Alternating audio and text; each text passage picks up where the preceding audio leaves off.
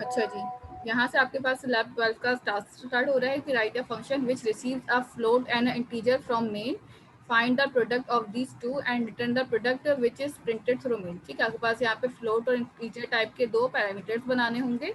ठीक है, अच्छा यहाँ पे जो वैल्यूज हैं वो रिसीव कहाँ पे होंगी, मेन मेथड के अंदर। ठीक है, अच्छा मल्टीप्लाई आप कर रहे होंगे यहाँ पे अपने दोनों वैल्यूज को, और रिटर्न आपने कहाँ करना है, प्रिंट मेन के अंदर। ठीक है, ये चीज समझ आ रही है कि सिंपल आगे नहीं, पास दूसरे कैलकुलेशन। दूसरे मेथड का नाम डबल रख दें ताकि जो वैल्यू हो तो वो बिल्कुल उसके अंदर आ जाए। आप मेथड का नाम कुछ भी रख सकते हैं। ठीक है, आपके पास कोई भी नाम हो सकता है। प्रोडक्ट मालूम करना है, प्रोडक्ट का मतलब पता है ना क्या होता है, मल्टीप्लाई करना है। ठीक है, जी जी इंटीजर और जी। Float values. मिस यूजर इनपुट ही हो। यूजर इनपुट बिल्कुल लिखा है, विच रिसीव्स अब। ठीक है, तो आपने यूजर इनपुट ही करना है। दूसरा क्वेश्चन है आपके पास, write a function that receive 5 integer and return the sum average and standard deviation of this number. Standard deviation का फॉर्मूला आपने लगाना होगा, वो बिल्ट इन फॉर्मूला नहीं है। सम और एवरेज तो आपको आते ही निकालना। ठीक है, आपने 3 मेथड्स बनाने हैं, 5 इनपुट लेने हैं। 5 इनपुट में आप 5 वैल्यूज को सम करें। इसी तरह आपने 5 इंटीजर की वैल्यूज आई हैं, उनको आप एवरेज निकालें और स्टैंडर्ड डेविएशन भी कैलकुलेट करें। ठीक है, call this function from main. ठीक है, आपको ये सारे फंक्शन मेन में कैलकुलेट प्रिंट कॉल करने होंगे and print the result in main, और मेन में ही प्रिंट करवाने। इसका मतलब आपको पता ही होगा कि आपने ये सारे मेथड जो हैं रिटर्न टाइप के बनाने होंगे, जिसके अंदर आप प्रिंटिंग भी वहीं पे कर रहे होंगे। ठीक है, तीसरा कुछ क्वेश्चन समझ है, नहीं आया। क्या समझ में आया पूछें इसमें। Write 5 integer and return the sum average. Editing नहीं अच्छा करने का है सही मैंने सही के। सही। मैन में 5 चीज़ें लेनी पड़ेगी, उसके बाद 3 मेथड में काम करना होगा। सही सही में सही। क्वेश्चन नंबर 3 है आपका। यहाँ पे आपके पास एक सिनेरियो गिवन है।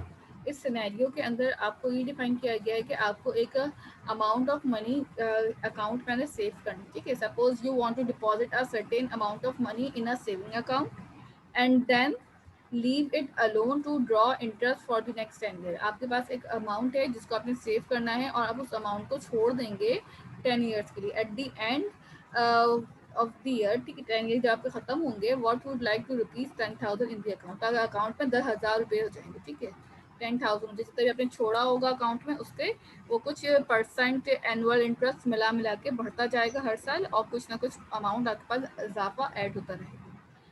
how much do you need to deposit today to make that happen। ठीक है, आपको अकाउंट में कितने पैसे डिपॉजिट करने होंगे कि आपके पास आफ्टर 10 ईयर्स जो है 10,000 हो जाए। To find out you can use the following formula. आपको इसको कैलकुलेट करने के लिए एक फार्मूला गिवन है। ठीक है, इस फार्मूला को के अंदर आपके पास क्या है, एफ डिवाइडेड बाई 1 + r, और फिर यहाँ पे एन लिखा है। एफ क्या चीज को डोनेट करता है, आपके पास फ्यूचर वैल्यू जो आपके पास आने वाली है कितनी होगी। लेट सपोज 10,000 आपके पास गिवन है यहाँ पे, डिवाइडेड बाय 1 + r। आर क्या है आपके पास यहाँ पे, एनुअल इंटरेस्ट रेट जो कि कितना है आपके पास गिवन, 0.042। इसी तरह डिवाइडेड इन सबका पावर क्या निकाली हुई है, एन। एन का मतलब क्या है, टोटल नंबर ऑफ ईयर्स। ठीक है, जो भी आपके पास टोटल ईयर्स होंगी, दैट मीन आपके पास कितने टोटल ईयर हैं आपके पास यहाँ पे, 10 ईयर्स। ठीक है, ये तो आपके पास पूरा सिनेरियो हो गया। अब आपने करना क्या है इसके अंदर, राइट अ प्रोग्राम। आपने प्रोग्राम लिखना है with a function name present value. आपने एक फंक्शन बनाना है, इसी नाम से सिर्फ फंक्शन बनेगा, किसी और नाम से फंक्शन नहीं बनेगा। ठीक है, क्या नाम होगा फंक्शन का, प्रेजेंट प्रेजेंट वैल्यू। वैल्यू। ठीक है, प्रेजेंट वैल्यू। इसके बाद अब आपने और क्या करना होगा, मैं इसको हाईलाइट भी कर देती हूँ ताकि आपको याद रहे। that perform this calculation, the function should accept future value, annual interest and the number of year as argument। as argument का मतलब तो समझ ही गए होंगे कि आपने ये वैल्यूज जो हैं यूजर से क्या लेनी है, इनपुट लेनी है। एन भी इनपुट आएगा, एफ भी इनपुट आएगा, और आर भी यूजर से इनपुट आएगा। अब आपकी मर्जी है, आप यही वाले इनपुट कर लें, या फिर आप चाहें तो अपनी मर्जी से और भी डाल सकते हैं। It should return the present value, P for present value जो आपने मालूम कर दी है। ठीक है, प्रेजेंट वैल्यू। ठीक है, इन सबको कैलकुलेट करके वही रिटर्न हो रही होगी, the amount which you need to deposit today. demonstrate the function in a program that let user experiment with different values in the formulas। ठीक है, इन केस इन शॉर्ट आपके पास सिर्फ करना क्या है, आपको एक मेथड बनाना है, उसके अंदर ये 3 पैरामीटर्स लेने हैं। पैरामीटर्स लेने के बाद अब आपकी मर्जी है आप रिटर्न टाइप का मेथड बना के काम करें या फिर नॉन रिटर्न टाइप का मेथड बना के काम करें। ये इस क्वेश्चन में आपके पास ऑप्शन है, क्योंकि यहाँ पे ये चीज़ मेंशन नहीं की गई कि आपने रिटर्न टाइप यूज़ करनी है, नॉन रिटर्न टाइप यूज़ करनी है। आप मेनू भी प्रिंट करवा सकते हैं, आप चाहें तो मेथड के अंदर भी वैल्यूज प्रिंट करवा सकते हैं। कोई कंफ्यूजन है, सिर्फ कैलकुलेशन है और कुछ भी काम नहीं है। बहुत सबसे इजी क्वेश्चन जो है ना ये सब में यही वाला है कि जिसका सिर्फ इनपुट लेना और ये कैलकुलेट करना। क्लियर है? तो यहाँ पे 10,000 लिखा हुआ है तो हाँ। यूजर तो कुछ भी डाल सकते हैं, 20,000 भी आपकी डाल मर्जी सकता है, है। 30,000 भी डाल तो सकता नीचे लेना है ना, आपकी मर्जी है ना, आप कुछ भी ले लें। आप यही वाली वैल्यूज लेना चाहते हैं, देखिए ये डिमॉन्स्ट्रेशन के लिए दी हुई है वैल्यूज, आप अपनी मर्जी से और भी वैल्यूज इंसर्ट कर सकते हैं, कोई मसला नहीं है। तो मिस हमें ये सब है। प्रेजेंट वैल्यू में हमारा काम होगा तो मेन में हम लोग सिर्फ प्रिंट करवाएं। बिल्कुल, आप मेरे प्रिंट करवा दें। मिस सिर्फ मेन में वर्क कर सकते हैं इसका पूरा? नहीं, फंक्शन बोला गया है बनाने के लिए और उसका नाम भी गिवन है यहाँ पे प्रेजेंट वैल्यू। और क्वेश्चन ठीक है, यहाँ तक मिस एक सवाल है। हाँ बोलें। मिस क्वेश्चन नंबर 3 में मिस टोटल 5 इनपुट आएंगे ना? नहीं मिस एक PF1 miss PF RN inputs होंगे ना, बेटा, पी तो कैलकुलेट करेंगे ना, तो फॉर्मूला से जो वैल्यू निकल के आएगी वो तो खुद से आ रही है ना। इनपुट्स होंगे ना। बिल्कुल FRN। जी बिल्कुल, एफ और ओके मिस। और कोई क्वेश्चन? मिस स्टैंडर्ड डेविएशन का फॉर्मूला क्या है? स्टैंडर्ड डेविएशन का फॉर्मूला क्या है? मैथ्स आप पढ़ते हैं मिस तो वही वाला फॉर्मूला है, ओके मिस। अंडर रूट करके फिर x माइनस एक्स बार का whole square divided by n, अगर याद हो तो उसकी सबमिशन निकालनी होती थी आपको, वही वाला फॉर्मूला है आपके पास यहाँ और पूरा कैलकुलेट करना है।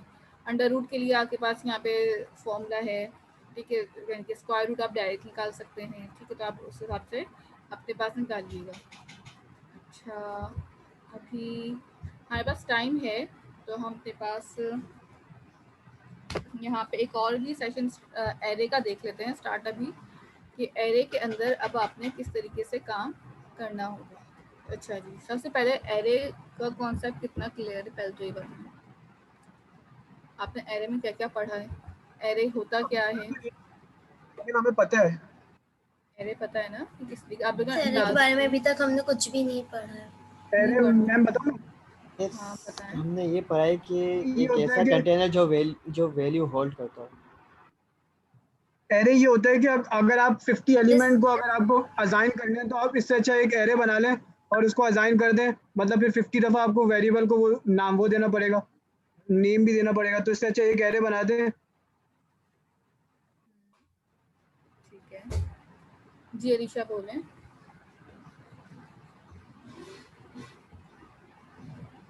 इसमें आवाज क्लियर है? ये आ रही है क्लियर? इसमें एरे के अंदर हम कलेक्शन स्टेप वेरिएबल्स को स्टोर करते हैं देन फिर उसको यूज करते हैं। ठीक है, एरे की एग्जाम्पल आपके पास ऐसी है, लेट सपोज कि मुझे अपने पास यहाँ पे कोई भी वेरिएबल है, ठीक है, हमारे पास सबसे पहले जिन लोगों ने नहीं पढ़ा या जिन लोगों के भी लैब्स में स्टार्ट नहीं हुआ है एरे, उन सब के लिए मैं बता दूँ। देखिए फॉर एग्जांपल मेरे पास एक वेरिएबल है इस तरह से, ठीक है, इंटीजर a इक्वल टू 5 या 4 ले लें, चलें, इसमें कोई एरर आएगा? No.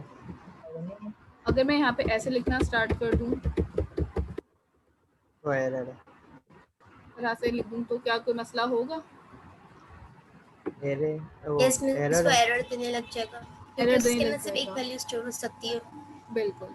और अगर मैं कहूँ कि मुझे मल्टीपल वैल्यूज चाहिए तो क्या मैं मल्टीपल वेरिएबल बनाऊंगी?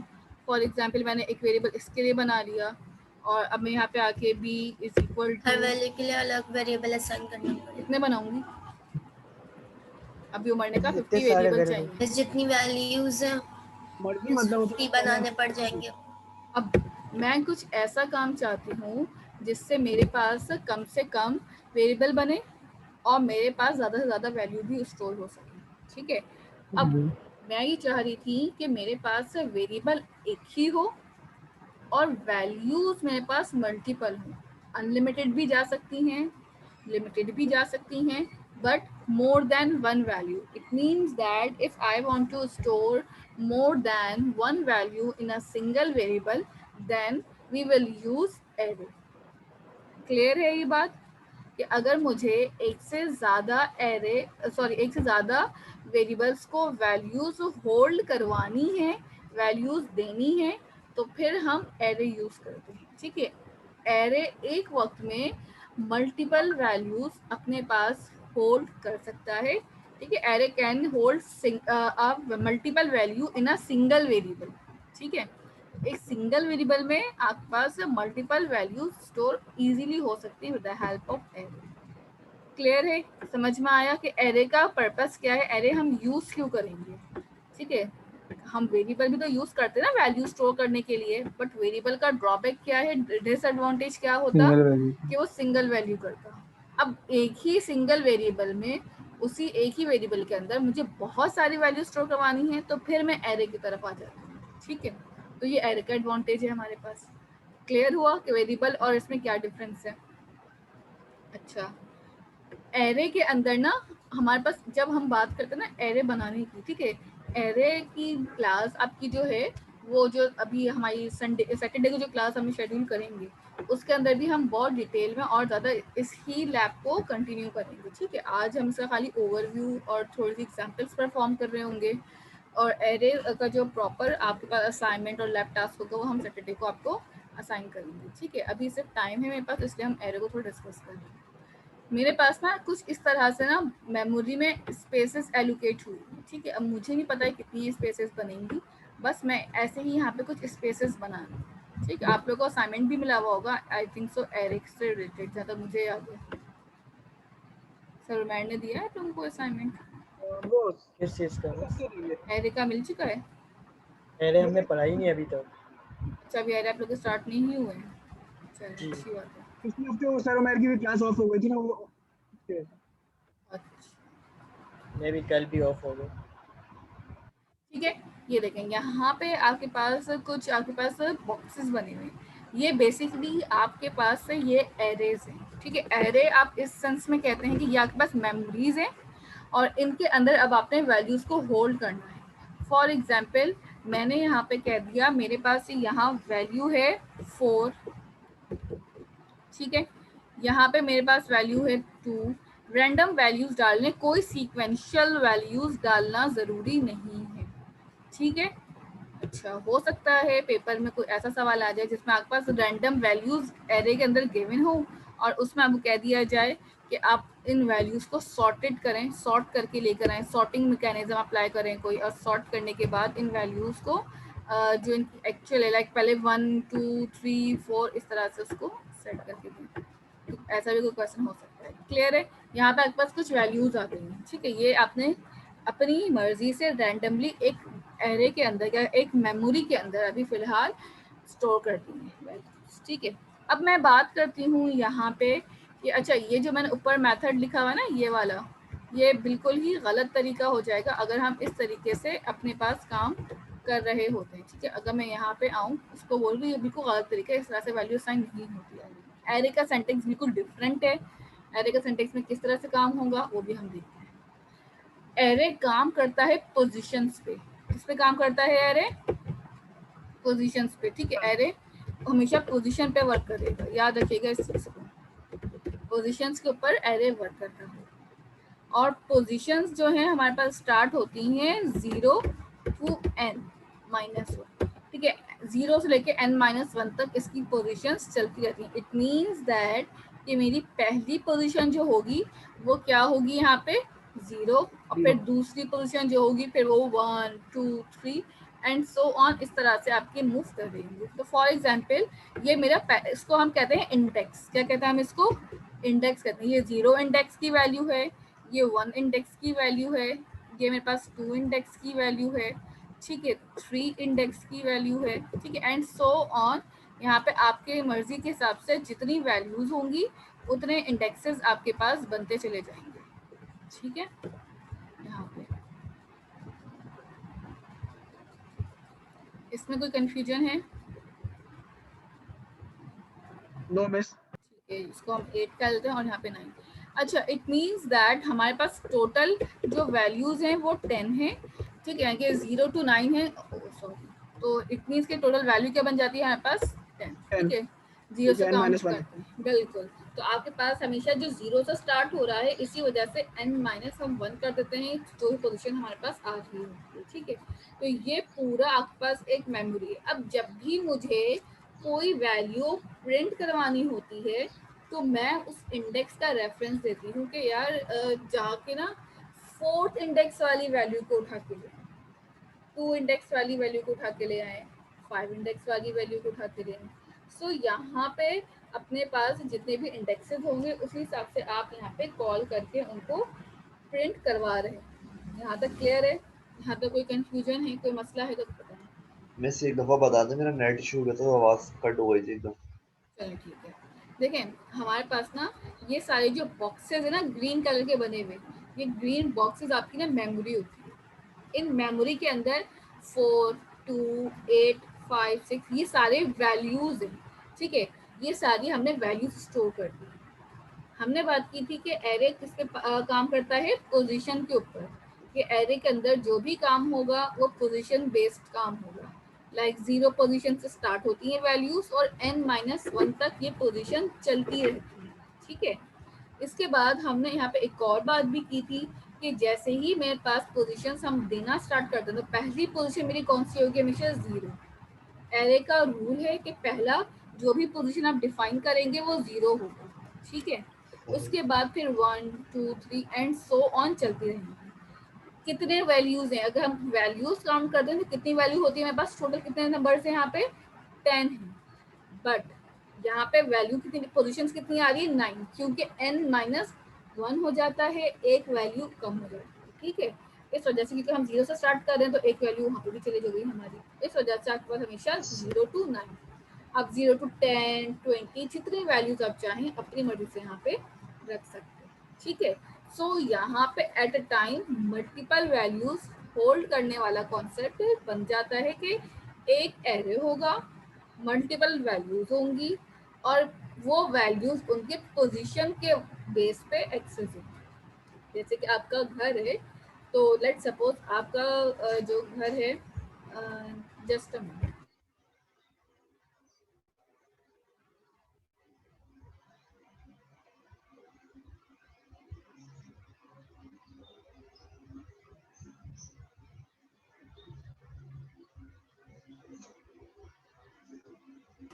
हाँ जी। तो हम ये कह रहे थे कि जिस तरह आपके पास घर का एड्रेस होता है और उस एड्रेस के रेफरेंस से आपको कॉल करना ज़्यादा इजी रहता है, इसी तरह एरे की जितनी भी पोजीशंस होती हैं, इंडेक्सेस होते हैं, उनकी वैल्यूज़ को उनके रेफरेंस से कॉल करना इजी रहता है। क्लियर है शहरियार? Yes miss. ठीक है अनस, कोई क्वेश्चन है आपको? यस, हम वैल्यू तो रख सकते हैं। एक हमने स्टोर कराई हुई है वैल्यू, जैसे ए में हमने वैल्यू करवाई हुई है 4, तो हम लोग 4 की जगह ए लिख सकते हैं। नहीं जी, ये मैंने एग्जाम्पल दी थी कि इस तरह से अगर मैं काम कर रही हूँ मल्टीपल वेरिएबल के लिए ना, तो ये गलत हो जाता है कि मैं इस एग्जाम्पल को आप भूल जाएं। ये जो मैंने लिखी थी ना ये वाली एग्जाम्पल, इसको भूल जाएं। ये इस तरह से आप अलग अलग वेरिएबल बना के जो काम कर रहे हैं, तो अगर मेरे पास क्या 10 वैल्यू हो तो आप 10 वेरिएबल बनाएंगे। ये मैंने सिर्फ एग्जाम्पल के लिए समझाने अगर के हमारे पास कोई वेरिएबल पड़ा हुआ हो तो डायरेक्ट इसके अंदर हम लोग उसका वेरिएबल का नाम लिखते हैं। नहीं, तो डायरेक्ट आप वेरिएबल का नाम पास नहीं कर सकते, आपको डायरेक्ट वैल्यू ही पास करनी है, ठीक है। मिस मिस बोले मैं ये कहता कि ये जो 4 है और ये 2 है, मतलब इनकी जो लोकेशन होगी इन दोनों के दरमियान, दोनों की सेम होगी क्या मेमोरी लोकेशन? नहीं, 4 और 2 की लोकेशन सेम नहीं होगी। हर देखें, आपने एक मेमोरी एलोकेट कर ली, लेट्स सपोज 128 MB, ठीक है, फॉर एग्जांपल उस 128 MB के अंदर आप पार्टीशन होंगे, ठीक है, अब हम उसके 128 के पार्टीशंस करेंगे। कितने पार्टीशंस करेंगे? 9 पार्टीशंस। 9 जी। पार्टीशंस करने के बाद फिर हम उसके अंदर सबको इंडिविजुअल उसका एड्रेस, उसकी मेमोरी एलोकेट करेंगे। अगर और ज़्यादा वैल्यू आएंगी तो फिर आपके पास और मल्टीपल चंक्स में डिवाइड होती जाएंगी आपके पास ये वैल्यू। जितनी सही बढ़ती जाती है जी वैल्यूज तो उसी हिसाब से उसको डिवाइड करते चलते हैं। ठीक है, जी अच्छा जी जी। सही। अब आप आ जाएं इसके सिंटैक्स के ऊपर, अगर ये वाला कॉन्सेप्ट समझ में आ गया है तो ठीक है, कि अब आपके पास एरे का, देखिए एरे भी आपके पास ना डायमेंशंस पे वर्क करता है। जैसे आपने सुना होगा ना, डायमेंशंस को छोड़ें, एक्स एक्सिस का नाम सुना होगा, वाई एक्सिस का नाम सुना है, जेड एक्सिस का नाम भी सुना होगा। एक्स एक्सिस की अगर हम सिंपल बात करते हैं ना, तो वो आपके पास एरे की टर्मिनोलॉजी में कहलाता है 1 डायमेंशन। अगर हम 2 डायमेंशंस की बात करते हैं एरे में, तो वो कहलाता है एक्स और वाई एक्सिस। इसी तरह अगर हम बात करते हैं एक्स वाई और जेड इंडेक्सेस की, इसे तो प्रोग्रामिंग में एरे के अंदर वो कहलाता है 3D dimension, 3D array. In case अगर हम बात करें ना कि हमारे पास टोटल डायमेंशंस कितने हैं, तो आपके पास डायमेंशंस अब तक 8D आ चुके हैं, कि 8 डायमेंशंस का काम हो रहा है। हमारे पास 1 और 2 डायमेंशंस पे हम मोस्टली वर्क कर रहे होते हैं। ठीक है, क्लियर है ये वाली बात? अब क्या करना है, यहाँ पे आपके पास एक छोटी सी एग्जाम्पल के लिए समझाने के लिए एक पॉइंट ऐड किया हुआ है यहाँ पे। इस पॉइंट को याद रखिएगा। अगर आपके पास 1 डायमेंशन एरे है तो वो कौन सा कहलाता है? वो वेक्टर कहलाता है। अगर आपके पास 2 डायमेंशन एरे है तो वो आपके पास मैट्रिसेस कहलाते हैं। ठीक है, मल्टीप्लिकेशन ऑफ 2 मैट्रिसेस, या फिर आपने देखा होगा कि एडिशन ऑफ 2 मैट्रिसेस।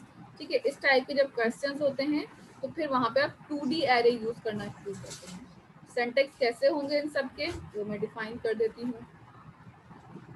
ठीक है, यहाँ तक क्वेश्चन है अनस? आपका हैंड रेस हुआ होगा।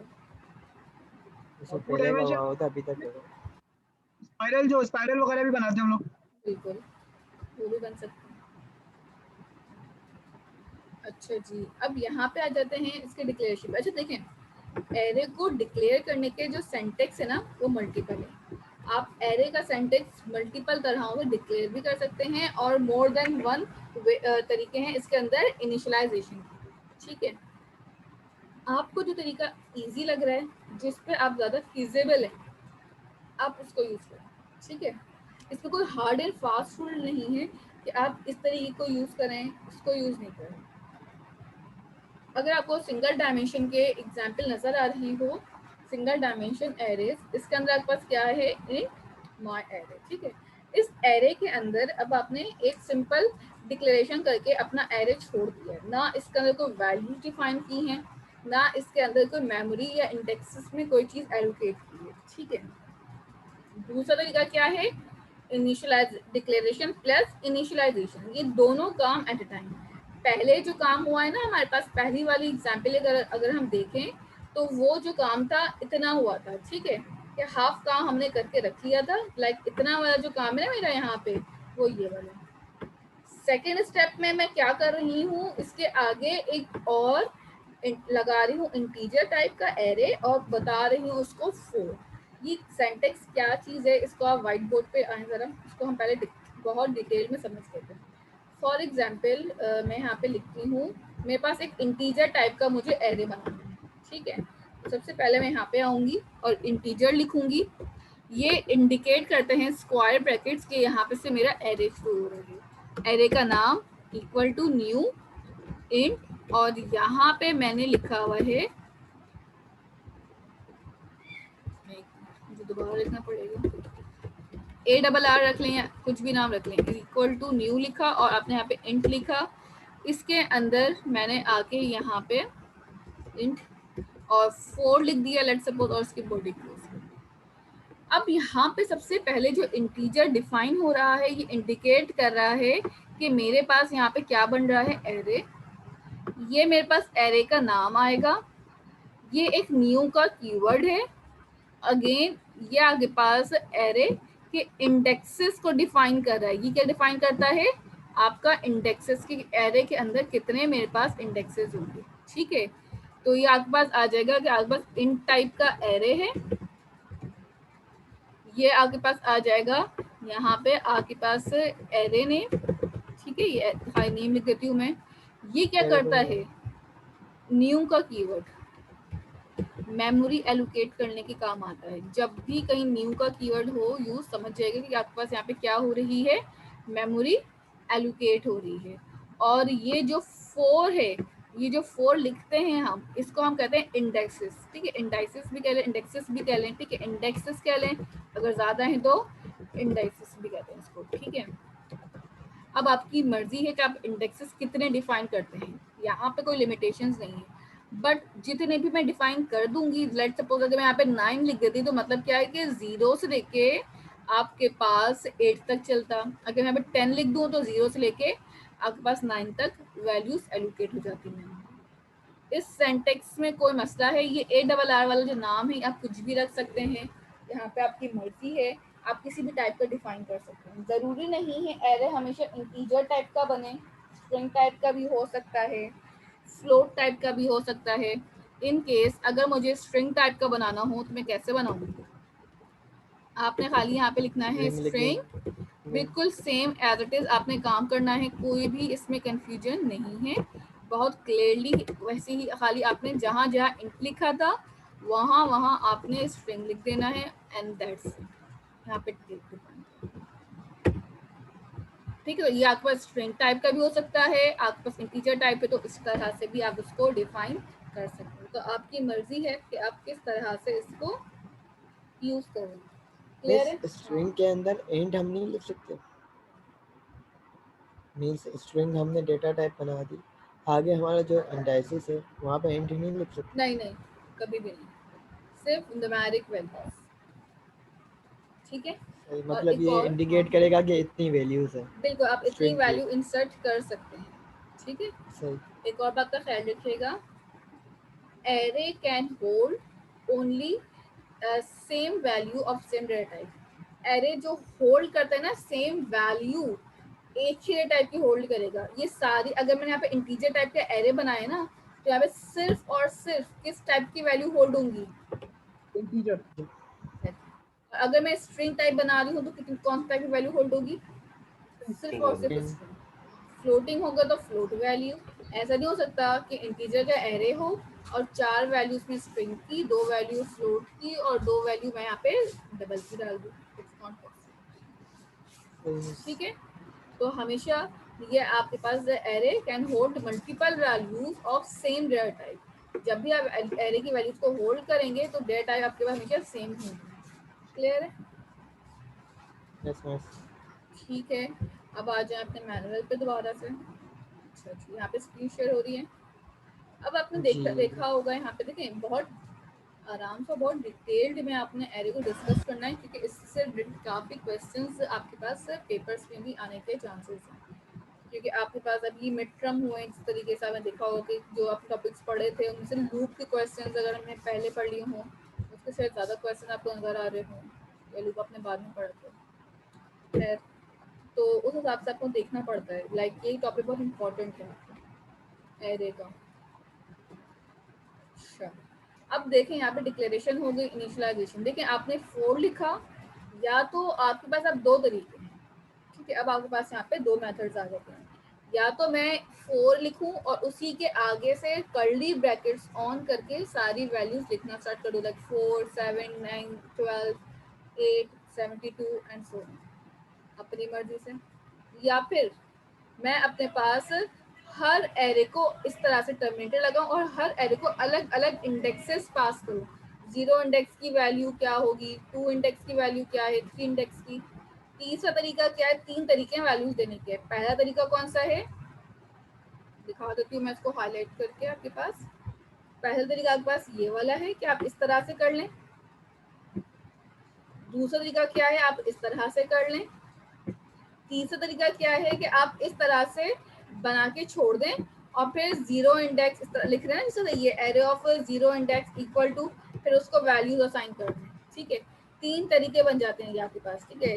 ये एक इंडेक्स आ गया, फिर फर्स्ट एरे क्या है मेरे पास, एक वेरिएबल है एरे का नेम, तो आप इस तरह से उसको जीरो इंडेक्स की वैल्यू, फर्स्ट इंडेक्स की वैल्यू, सेकंड इंडेक्स की वैल्यू, इस तरह से लिख लिख के भी वैल्यूज डिफाइन कर सकते हैं अपने एरे को। ठीक है, ये 3 तरीकों से आपका एरे बन सकता है। ठीक है, अच्छा अपने पास पहले विजुअल स्टूडियो पे एक न्यू प्रोजेक्ट क्रिएट कर लेते हैं और उसके अंदर फिर ये सारी आपके पास एग्जाम्पल जो होगी वो हम परफॉर्म करना शुरू करेंगे। ठीक है, आप भी अपने पास एक न्यू प्रोजेक्ट एरे के लिए क्रिएट कर लें ताकि आपके पास कोड जो है वो सेपरेट फाइल के अंदर स्टोर हो।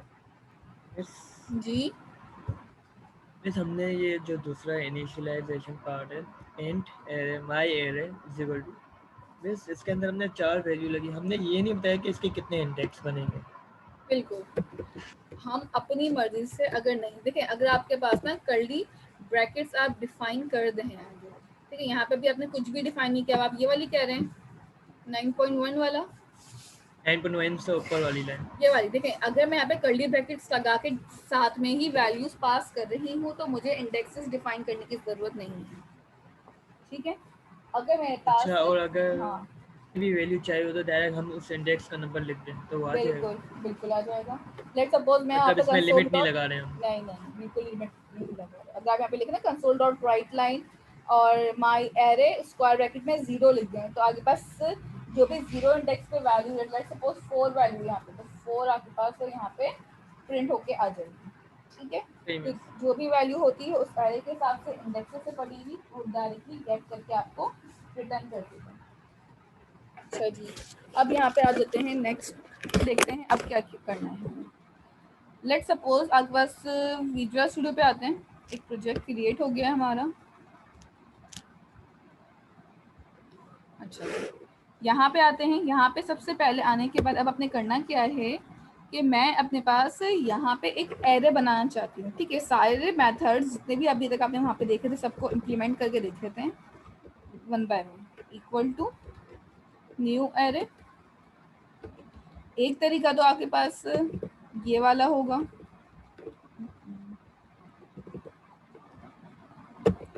ठीक है, और इसके अंदर आपने इंडेक्स डिफाइन करने लाजमी है, अदरवाइज एरर।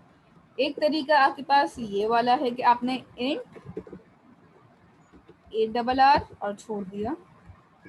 ठीक है, अब अच्छा यहाँ पे नाम सेम हो रहा है तो आपने इसको 1 कर दिया। ठीक है, एक तरीका तो आप ऐसे भी कर सकते हैं। सेकेंडली आपके पास एक और तरीका क्या था कि जिससे आप इनिशियलाइज भी कर रहे हो और अपने पास डिक्लेरेशन भी कर रहे हो। लेट सपोज डबल ए के नाम से हमने एक वेरिएबल बना लिया। ठीक है, इक्वल टू न्यू,